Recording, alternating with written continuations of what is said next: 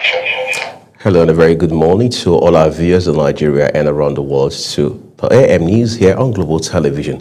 Coming to you live from the nation's capital, Abuja, I'm Uyi Agmofoegbe, reminding our viewers that Global Television is on DSTV channel 365 and Star Times channel 276. The federal government has reaffirmed its commitment to the safety of students and the continuity of education nationwide following the reopening of all 47 Unity colleges earlier closed this month. Federal Ministry of Education disclosed this in a statement issued by its Director of Press and Public Relations, Boriowo Folashade.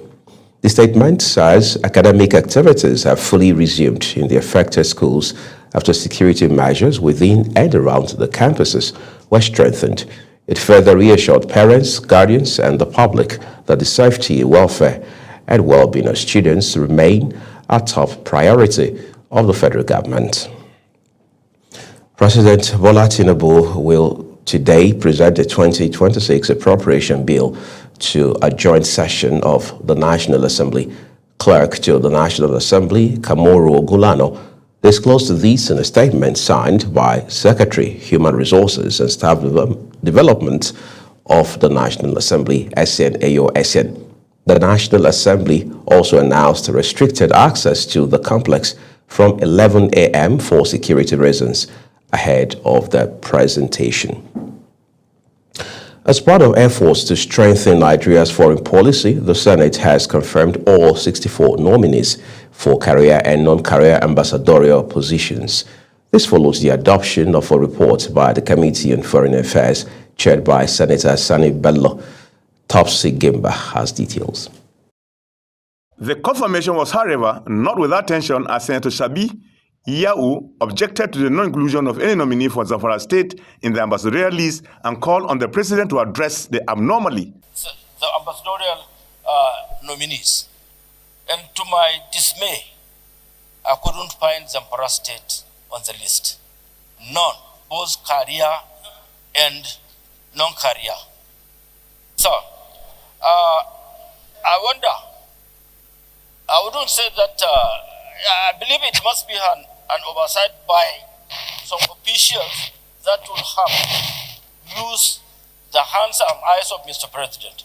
Senator Sabi Yau, Zamfara North. President of the Senate, Goza Kwabi, acknowledged the concern, noting the list isn't exhaustive. He assured lawmakers he will raise it with President Tinubu and confirmed more nominations are coming, ensuring Zamfara's inclusion. This confirmation strengthens Nigeria's diplomatic corps amid ongoing global engagements. The list of ambassador nominees is not exhaustive. In other words, it has not been exhausted. The number of countries are so many, and some of them are career ambassadors. The non-career ambassadors are not even as many as they ought to be. So I believe that another list will be coming, and Zamfara State cannot be left out and will not be left out, I assure you. President Bola Tinubu had, on December 4th, sent a request for 34 career and 31 non-career ambassadorial nominees to the Senate for confirmation. Topsy Gimba, reporting for Global Television News. The House has commenced an investigation into the growing menace of drug abuse in Nigeria as lawmakers warn that the crisis now poses a serious threat to national stability and public health. National Assembly correspondent Aniete Patrick has more. The probe is being carried out by an ad hoc committee on drug trafficking, alcohol and tobacco abuse, set up to expose systemic failures and recommend urgent corrective measures. Chairman of the committee, Olutimei Adelegbe, said the investigation would focus on the widespread abuse of cannabis, tramadol, codeine-based cough syrups, as well as harmful alcoholic mixtures and tobacco products. Enactment of National Alcohol Act, enforcement of smoke-free spaces, digital tracking of pharmaceutical products, enforcement of drug prescription law. He warned that weak enforcement at ports and borders has allowed fake drugs and unregistered substances to flood the market.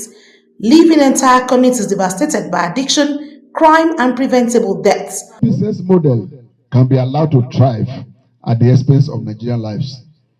No profit margin can justify the destruction of our youth.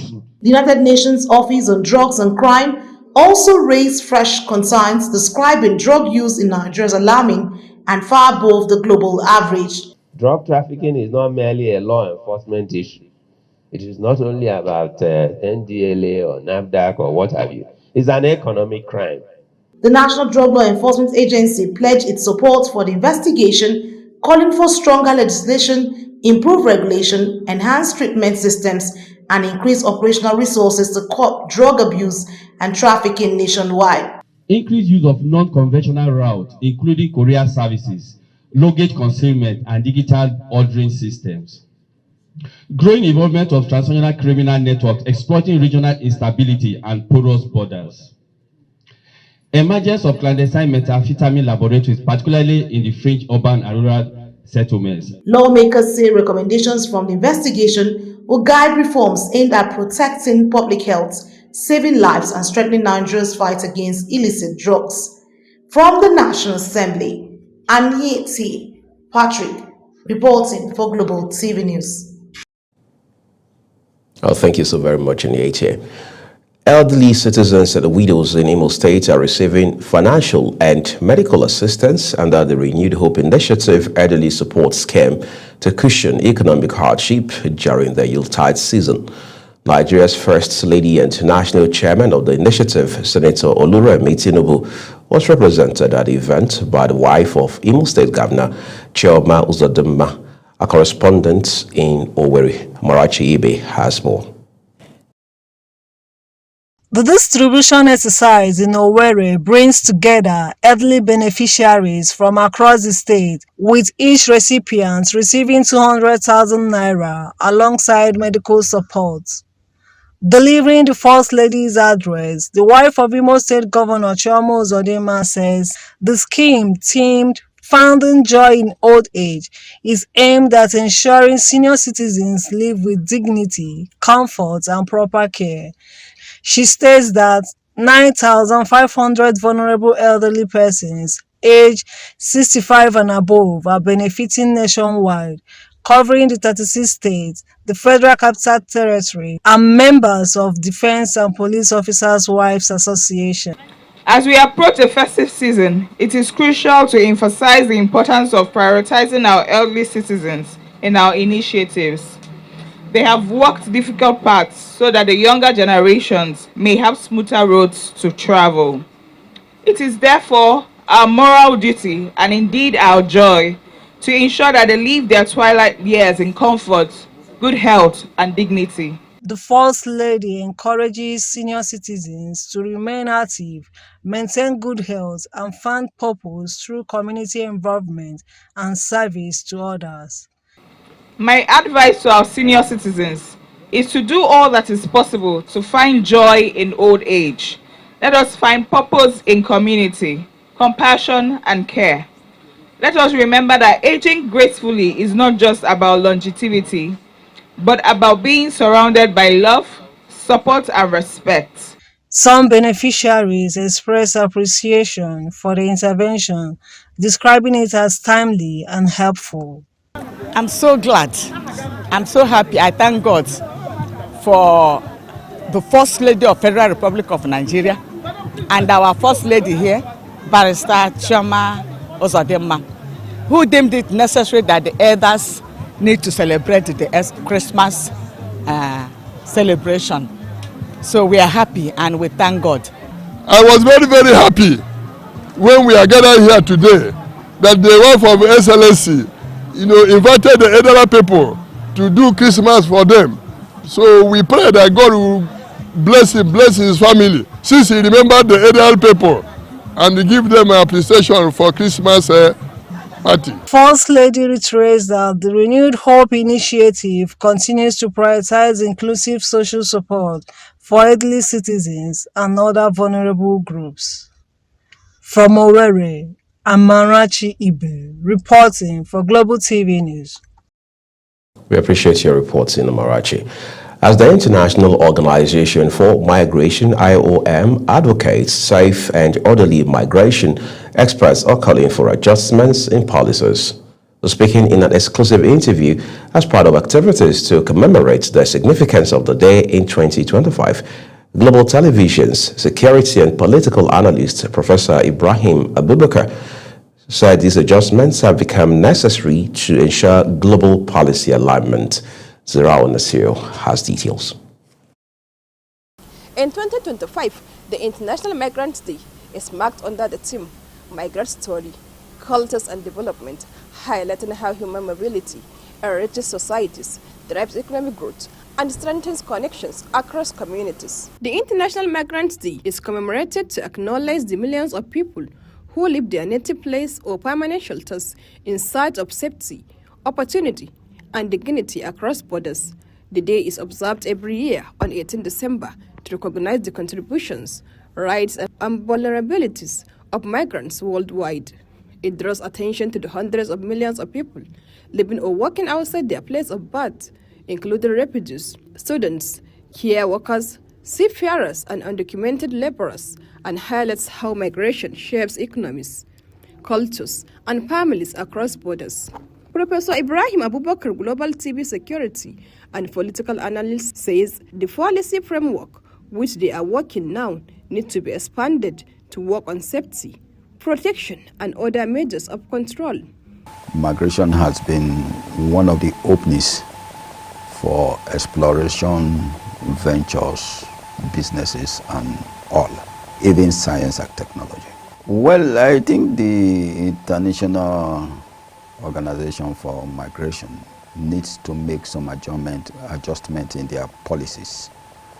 Why? Because some of the policies are actually obsolete. You want to have total control. You can't have total control without preventive measures, without safety, without security, without other foreign policies taken into consideration. The United Nations General Assembly chose 18 December for the day to mark the anniversary of the 1990 adoption by the United Nations General Assembly of the International Convention on the Protection of the Rights of All Migrants, Workers, and Members of Their Families. Zahra Nasir, reporting for Global TV News.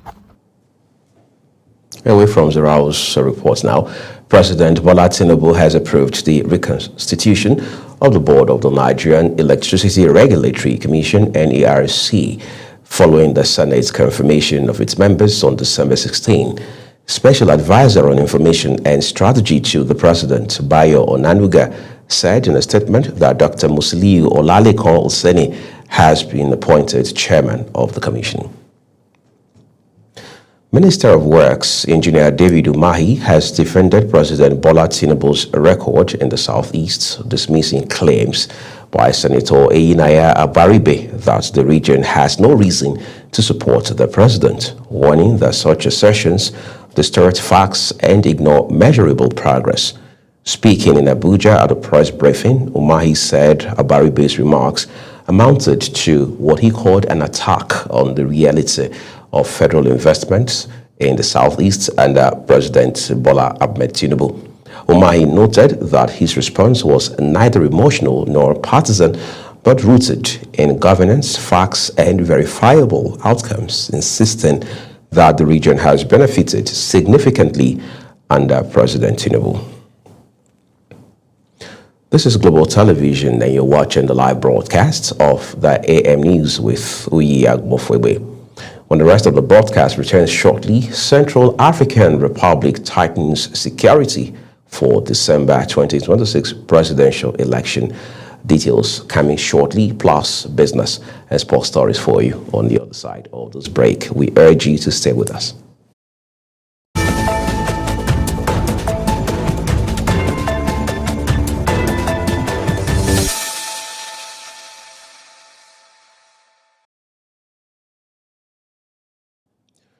The second part of this news broadcast now returns with business, where the House of Representatives has set up a special panel to investigate alleged discrepancies in Nigeria's gazetted tax laws as political realignments continue in the National Assembly, with 4 lawmakers from Rivers State defects into the ruling party.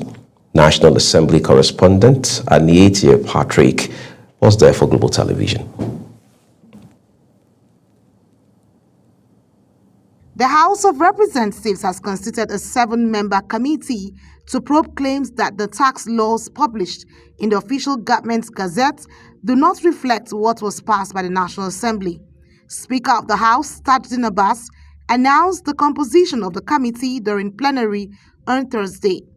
The panel is chaired by Mukhtar Betara, with Idris Wase, James Faleke, Sada Soli, Iduma Igariwe, Frederick Agbedi, and Babajimi Benson as members.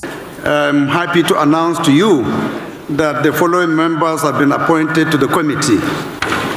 They have 1 week within which to report to this honorable House their findings and their investigation. Thank you. The investigation follows a claim by Abdul Samad Dasuki, a lawmaker from Sokoto State, who alleged that the gazetted tax laws available to Nigerians differ from the versions approved by Parliament. We passed the tax laws on this floor, and Mr. Speaker, I took my time in the last 3 days to look at the gazetted past copy, the vote and proceedings of the House of Representatives, and also went an extra mile to look at the vote and proceedings of the Senate of what was harmonized. Mr. Speaker, honorable colleagues, what I passed on this floor is not what is gazetted. Meanwhile, 4 lawmakers from Rivers State have defected to the All Progressives Congress (APC). Umezeruke Manuchi moved from the Labour Party to the APC, while Boniface Emeregwa, Awaji Inombek Abiante, and Boma Goodhead defected from the People's Democratic Party. Speaker Tajuddin Abbas read the letters of defection on the floor of the House, with the lawmakers citing leadership crisis within the PDP as the reason for their decision. I write to notify the House of Representatives that I have resigned my membership of the Labour Party to All Progressive Congress (APC). Consequent upon the above, I hereby decamp from the PDP to formally join the All Progressive Congress (APC) with immediate effect. The defections add to a growing wave of lawmakers crossing over to the ruling party, particularly from Rivers State, following the recent defection of Governor Similari Fubara and several members of the State House of Assembly. In a related development, President Bola Tinubu has written to the House seeking permission to address a joint session of the National Assembly at noon on Friday, December 19th, for the formal presentation of the 2026 national budget. From the National Assembly, Aniete Patrick reporting for Global TV News. The federal government has strengthened its Blue Economy initiative with the approval of the Bakassi Deep Seaports as the Minister of Marine and Blue Economy, Adegboyega Oyetola, presented the project's certificate of compliance to Cross River State Governor Bassey Otu.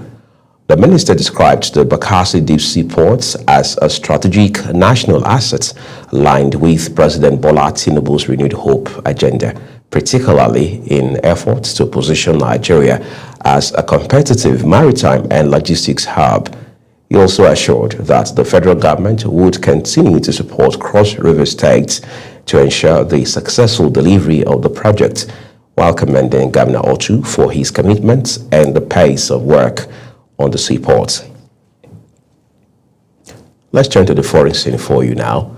Reinforcements from the Central African Armed Forces, known as FACA, have been deployed to the Vakaga region with support from the United Nations peacekeeping mission as authorities move to secure the country's upcoming elections. The additional troops were deployed as part of the Integrated Election Security Plan.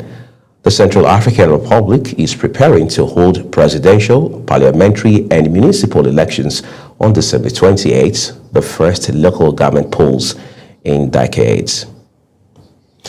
The United Nations Human Rights Council has ordered investigators to probe alleged atrocities in Sudan's El Fasher and seek to identify perpetrators so they can be brought to justice. Speaking at a press conference in Kenya's capital, Nairobi, UN Under-Secretary General and Special Advisor on the Prevention of Genocide, Chaloka Beyani, stated that there is a strong indication that the Rapid Support Forces, RSF, has committed large atrocities in the region and beyond. The RSF's violent takeover of the army's last holdout position in the Darfur region in October has led to international outrage. The United Nations top rights body adopted a resolution ordering the UN's independent fact-finding mission on Sudan to urgently investigate violations in El Fasher, with the text calling on the investigative team to identify, where possible, suspected perpetrators in a bid to ensure they are held accountable. There's a strong indication that RSF has committed large atrocities in El Fasher and beyond, including murder, rape, sexual slavery, torture, forced displacement, ethnic persecution targeting non-Arab communities, use of starvation as a method of warfare, depriving civilians of food, medicine, and relief supplies. The decision came at the end of a special session called to address the situation in El Fasher amid mounting warnings of crimes against humanity and the risk of genocide. Bayani also blamed the Sudanese government as well as RSF for the scale of carnage and destruction recorded in the country. Both sides have destroyed medical centers, markets, water and food systems, as well as displacement camps. Hospitals and medical facilities are under siege. Humanitarian relief is being weaponized. Access to aid is denied, and humanitarian workers are deliberately targeted, thus worsening the crisis. Since breaking out in April 2023, the war between Sudan's army and the paramilitary Rapid Support Forces has killed tens of thousands of people, displaced nearly 12 million more, and triggered one of the world's worst humanitarian crises. The violence has escalated dramatically in recent weeks, with the RSF seizing control of key town of El Fasher in Sudan's western Darfur region after an 18-month siege, and reports of atrocities multiplying. Uyi Agbomofwegbe. Let's now bring you some excitement from the world of sports. The winners of the 2026 FIFA World Cup will receive $50 million in prize money as part of a record $655 million total prize fund announced by FIFA. The tournament, to be hosted by the United States, Mexico, and Canada, will feature 48 teams for the first time. Teams eliminated at the group stage will receive $9 million, while all participating nations will get an additional $1.5 million for preparation costs. Meanwhile, FIFA has punished Malaysia with 3-0 defeats in 3 matches after they were found guilty of fielding ineligible players. This was confirmed by the Football Association of Malaysia. The results involved includes victories in friendly matches against Palestine and Singapore and a draw with Cape Verde. And that's the AM News. We'd like to thank you very specially for watching. As always, remember that we are on DSTV channel 365 and StarTimes channel 276. Engage and follow us across all social media platforms using a Global TV NG. I'm Uyi Agbomofwegbe. Again, we're grateful for your time with us on the news. Starting shortly is Global Morning.